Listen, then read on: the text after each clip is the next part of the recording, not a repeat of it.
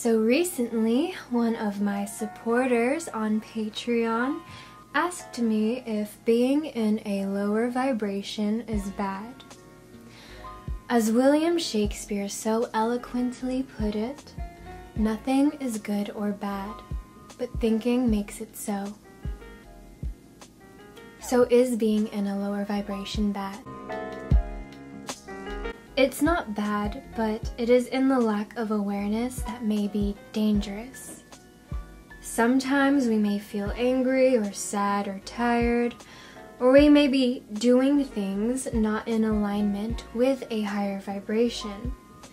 And we catch ourselves, and then we may get really worked up and perhaps even upset at ourselves that we weren't acting or feeling from a higher place. And I'm here to tell you that it's going to be okay. The fact that you did catch yourself is the most important part. Because many people live their lives on a daily basis unconscious to themselves and the world around them. And then they continue to spread negativity every day. Awareness is key. When we are aware of how we are feeling, operating, and thinking, we can take care of ourselves accordingly.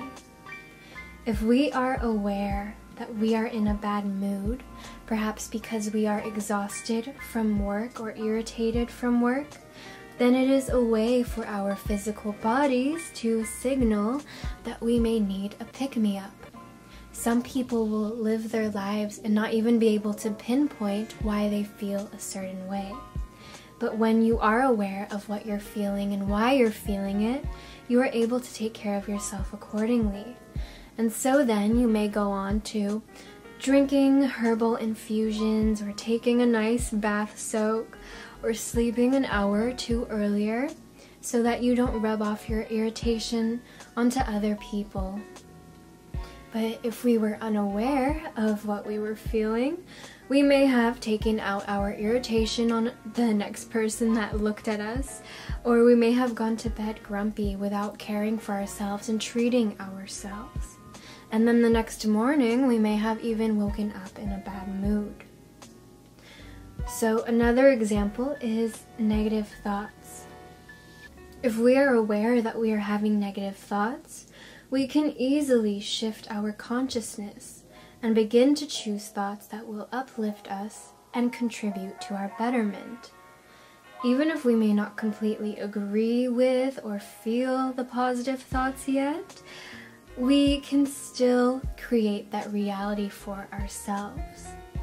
If we were unaware, we may be stuck in the negative cycle, which may cause us to take actions or say things or do things that may put others in a bad mood or ourselves in a bad mood, or make things worse for us by attracting more experiences to be negative with. So things that are on the spectrum of a lower vibration are always a great sign to show us what we may need from ourselves. We may want to be productive on a certain day, and we may have had a huge to-do list of things we had planned out, but then we may experience the lower vibration feeling of, let's say, a small cold. Maybe you're sneezing or coughing, or you just feel exhausted and sick and ill. We can then look at this instead of something as bad, we can label it as a blessing in disguise, and then honor our bodies by resting, relaxing, and resetting, essentially. But if we were unaware of how we operate on a daily basis, we may go through life unconsciously doing things, deciding things, and acting in a certain way that may not be in alignment with what we want. So the fact that you are here and you are, perhaps wondering if vibrating negatively or being in a negative state of vibration is bad, it's not, because you are aware that you are in this state. When we are aware, we can properly take care of ourselves, make smart, educated decisions, and act accordingly. We're not so much reactive, but more proactive.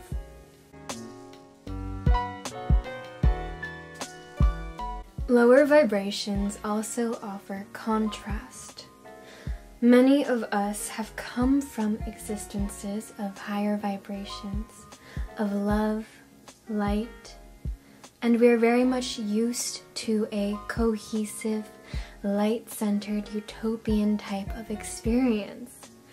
Things are fast there, things manifest easily and quickly, feelings were infinite, and it was there in 1 second, gone the next, everything was a blur, and nothing was a struggle, there was no story to tell. There was no room to take it all in, right?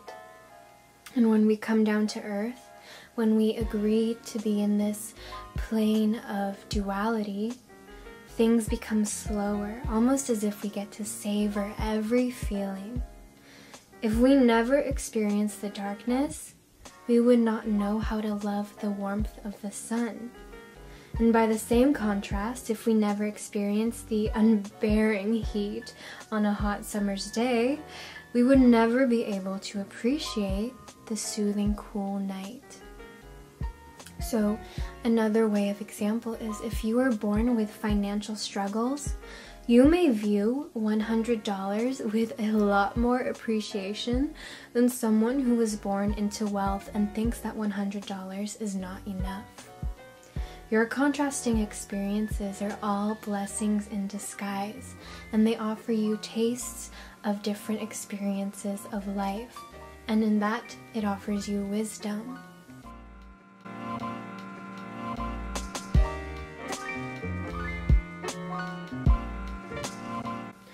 We incarnated on Earth to experience lower vibrations.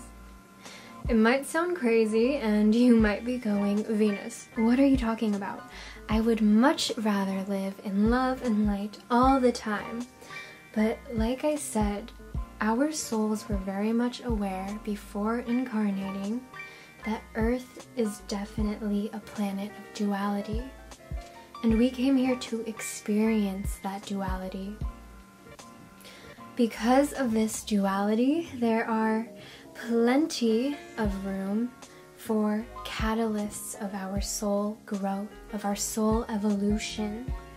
In every situation we may initially perceive as bad or negative, we should then instead look to label it and look for a blessing in disguise. So instead of labeling it as a blessing in disguise, we should instead look to label it as a lesson or a silver lining. If you can't find the lesson in a certain situation and learn it, then the universe will unfortunately keep beating you over the head with different scenarios, people, and situations of the same nature until you finally wake up to it, realize the lesson, show up for it, ace the test, and grow from it. This duality is a catalyst for your soul growth.